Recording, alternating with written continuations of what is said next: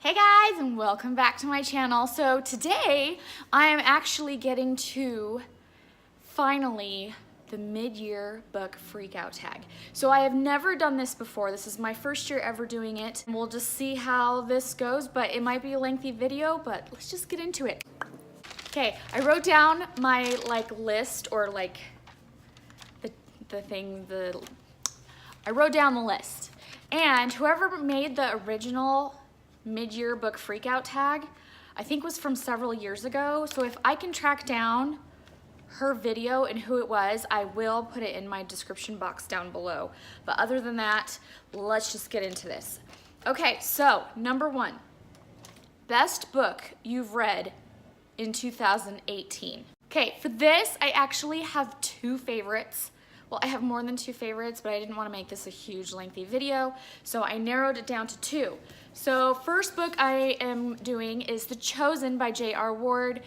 This is a huge series that J.R. Ward started, and it's called the Black Dagger Brotherhood series. I swear this is like book 14 or something. I loved this book so much. I have been waiting for this book because a lot of times in her series, she has multiple characters that are kind of woven in together, and it's a series about these band of brotherhood they're a very ancient vampire league or community, and you follow these big huge vampire dudes, and you get to follow who they fall in love with and their journey and the things that they have to self-discover themselves and whatnot. Anyways, the two main characters in this one, Cor and Layla, have been characters in previous books that have just been, you can, like a slow burning love, and it's just building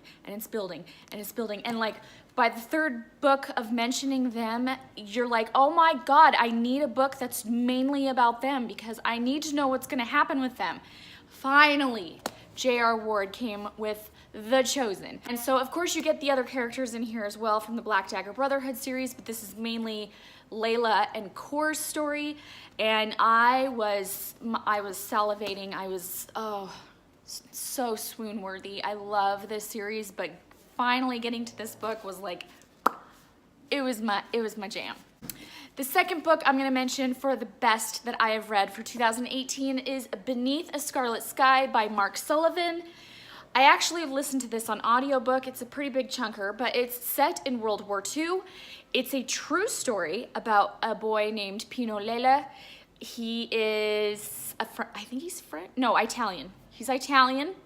He's in Italy, and it's during World War II, and he kind of gets sucked into helping the Underground Railroad and getting Jews to escape over some like huge mountains in the Alps to get them to safety. To actually save his skin, because Milan has been completely taken over and his home has been destroyed, his parents, without his knowledge, have signed him up for the German army.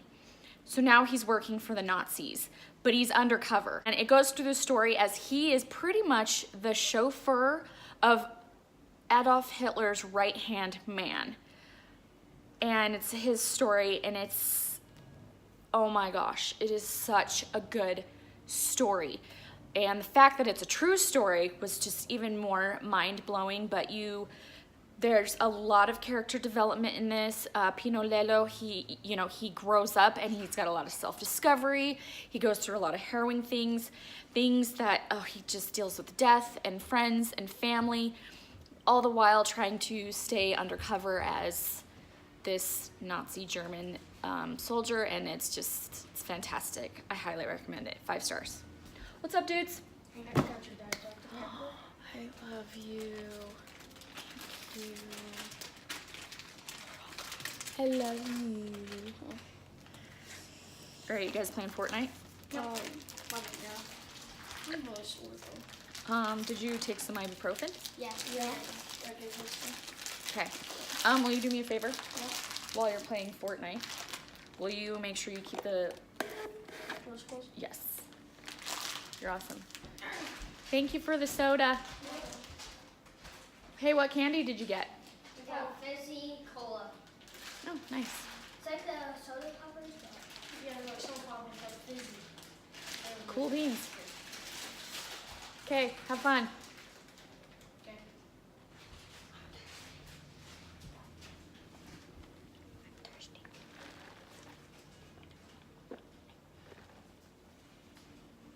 Dude, that's mine. Thank you. Love you. Okay, number 2.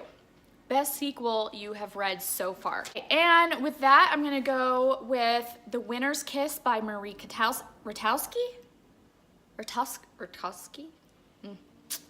Anyways, so this is actually a trilogy. I've read the first 2 books, which is The Winner's Curse and The Winner's Crime, and I read those about a year or 2 ago. I finally got to this one this year and I loved it. The character growth that Kestrel goes through and the changes, the challenges that she faces in this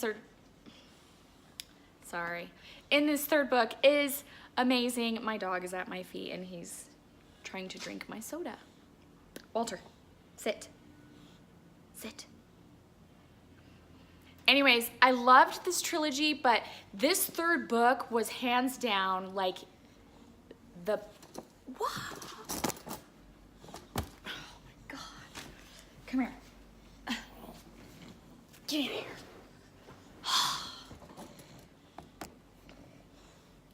Sorry, my dog completely just like ass over tea kettled my tripod and my camera, and so let's start that over. I think you get the point. I really loved this book. It ended the trilogy. This book, which was the third book in this trilogy. I loved it. I highly recommend it. Oh, are you pouting now? He's pouting. Walter. Oh my God, you're so heavy. Can you say hi?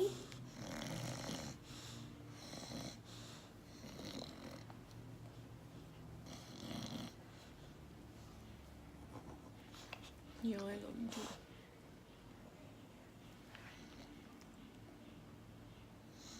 You look really fat in the camera. Maybe the camera does add 10 pounds. What are you doing? All right, go play, go play. Okay, number 3. New release you haven't read yet, but want to. Okay, I've got 2 of them actually. So I've read the whole Miss Peregrine's Home for Peculiar Children. The 4th book, I didn't even know there was gonna be a 4th book. I thought it was just a trilogy. But the 4th book, Map of Days, is coming out like October 2nd. I am so excited for that one because I love this series. It's definitely different than I thought it would be, but I've learned to love this series, and to have a 4th one come out, I'm all for it. Yes, please. And the other one is because I am so behind, so far behind in the reading genre here. But, so the 3rd book is coming out. I think it's already come out. It's already come out, like a month ago. So, and that is A Reaper at the Gates, which is the 3rd series in An Ember in the Ashes by Sabaa Tahir. I have yet to read these, but I know the 3rd one's out, and that's The Reaper at the Gates. And you will find that I'm one of those that I hate starting a series without having it like completed, because nothing irks me more than getting into a series and then I have to like wait a year or maybe 2 years for the next book, and it's like I need it and I need it now kind of thing. So I haven't gotten to these yet, but I'm excited for the 3rd one because now that it's out, I can start reading this, because I think it's just gonna be a trilogy, right? Please tell me it's just a trilogy, right? Okay. Number 4. Most anticipated release for the 2nd half of the year. Did I just F that up? New release you haven't read yet, but want to. Okay, that would be The Reaper at the Gates. For most anticipated release for the 2nd half of the year, that would be Map of Days, Miss Peregrine's Home for Peculiar Children, book number 4. Okay, moving on. I think I just totally F that up. Number 5. Can you hear Fortnite music going on in the background? Okay, number 5, biggest disappointment. For that, I have 2. First one is Polaris by Michael Northrup. So I got this in my kids' book fair several months ago. The synopsis sounded amazing and creepy. It's about these kids that get stranded on a ship after all of the grown-ups have done mutiny and killed each other off and left, and then suddenly these several young children are left on their own to fend for themselves on this huge ship and somehow try to find their way back home. It had so much potential, but it was slow. You kept wanting it to get to the creepy part, but it was just like so slow and so drawn out, and you're like, this is supposed to be like a middle grade novel where, you know, like fast paced, make it interesting for the kids. And I felt like if I was a kid, I would have lost interest because it was just kind of slow and I didn't really like it, so I was kind of bummed out about that. The other disappointment, this was like one of my hugest disappointments for the year, and that is Ready Player One by Ernest Cline. I hated this book. I'm sorry, I know a lot of people loved this book, but I hated it. I hated the whole 80s interaction. I'm an 80s kid, I grew up in the 80s, I was born in the 80s, so, but I don't know, I'm just not into gaming stuff. I'm not, or at least reading it. I play video games all the time with my kids, but reading about it and the way it was portrayed, and I don't know, I just didn't like it. I didn't like the way it was written. I don't know. Maybe I'm not an Ernest Cline fan. But anyways, biggest disappointment for me is I just didn't like it. Sorry. Biggest surprise. And that is going to be Michael Vey by Richard Paul Evans. So I got into this series this spring. My son, who was a 6th grader at the time, picked it up, and he's been one of those that I try to get my kid to read, and he's interested in reading, and he's always picking up books, but then halfway through he gets bored with them and he moves on, and I'm like, just one of these days, will you please just stick with the book and read the whole thing? Well, guess what he picked up and fell in love with and read the whole thing? Michael Vey, The Prisoner of Cell 25. So I decided if he liked it that much, I'm gonna read it. So his grandmother, or my mother-in-law, decided to buy him the entire series. And lo and behold, I went into this with low expectations, thinking, you know, oh, it's a middle grade novel. Wrong, this is actually a YA novel, and I loved it. Like, I was so pleasantly surprised that I loved it that I couldn't wait to get into the 2nd book. And then I couldn't wait to get into the 3rd book. And now I'm heading into the 4th book. Like, it is actually so good. So Michael Vey is a kid that is born with some special powers.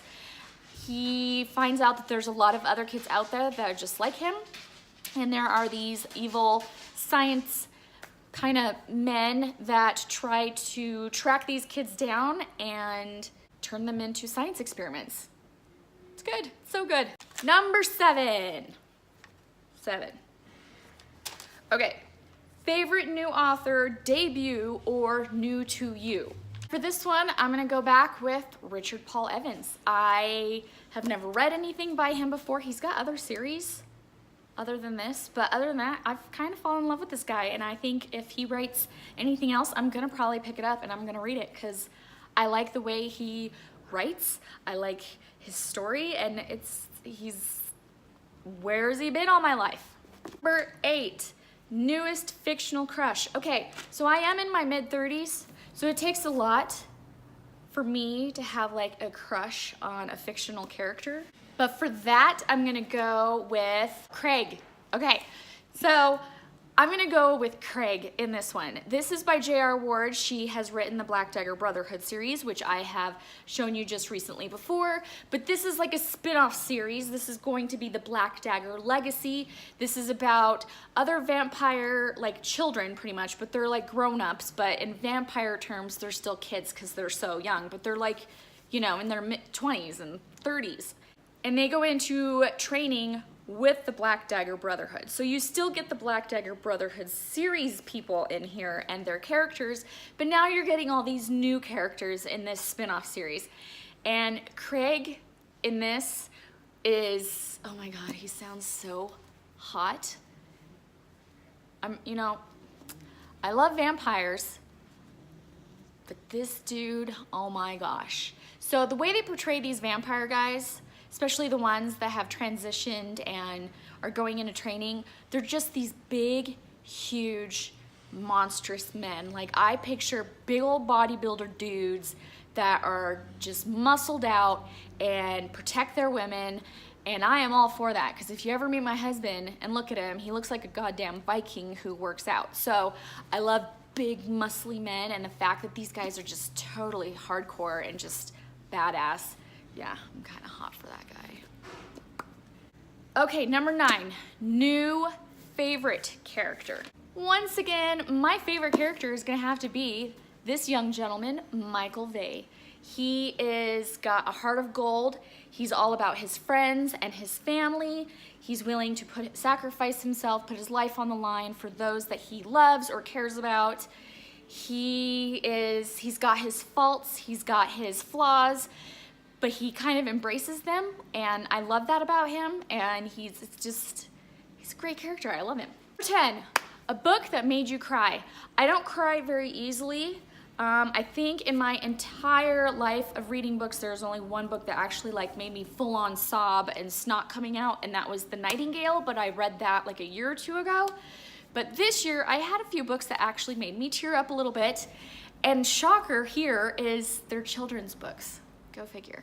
I'll show you. Okay, first book that kind of made me a little teary-eyed towards the end was Stone Fox. This is about a young boy who his grandfather that he lives with suddenly is bedridden from depression. He finds out that they need money to save their farm, so this young boy tries to find a way to get extra money so that he can save the farm and save his grandpa. And oh my gosh, the end, it was so sweet but so sad at the same time, and I kind of teared up a little bit. It's good. It's a tiny little book.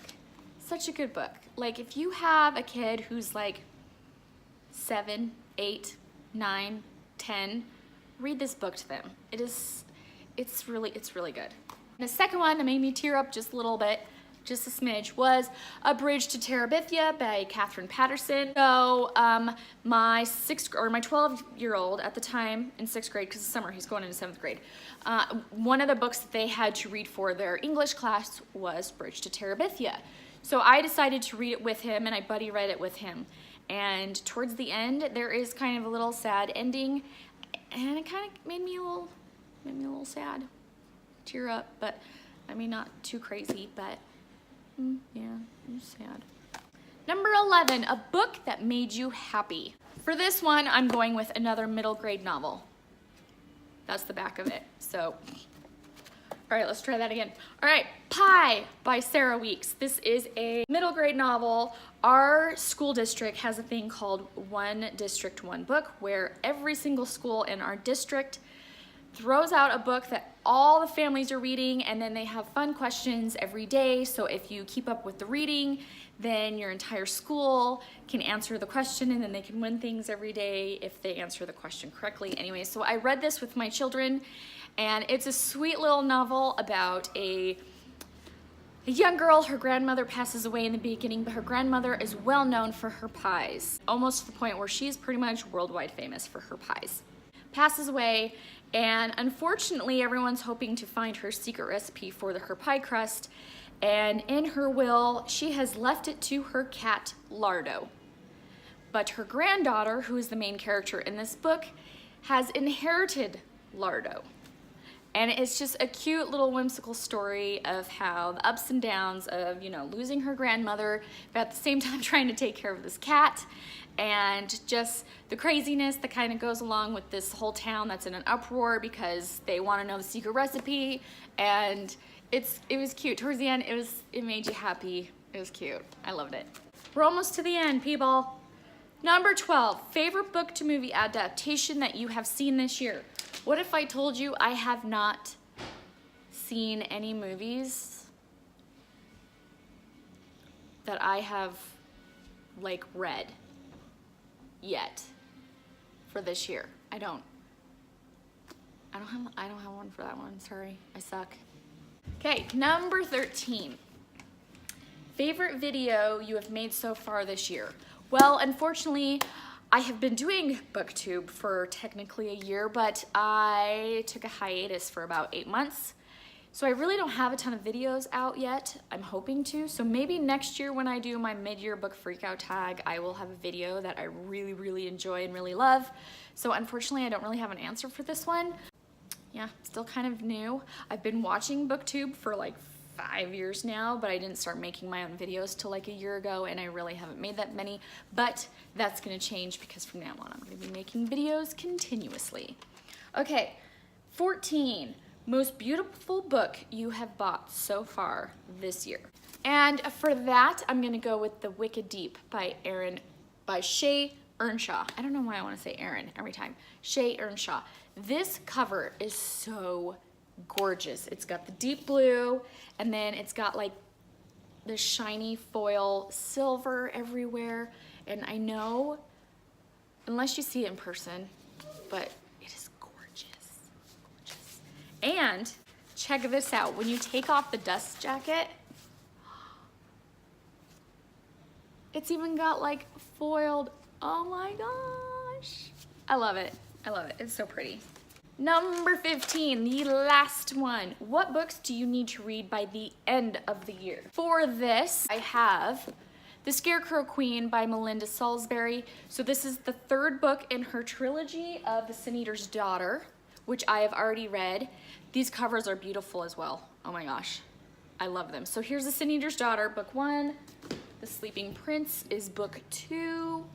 And then you have The Scarecrow Queen, book 3. So I don't want to give anything away, but book 1 is about a girl who supposedly is pretty much a, what do you call them? Like an executioner for a kingdom.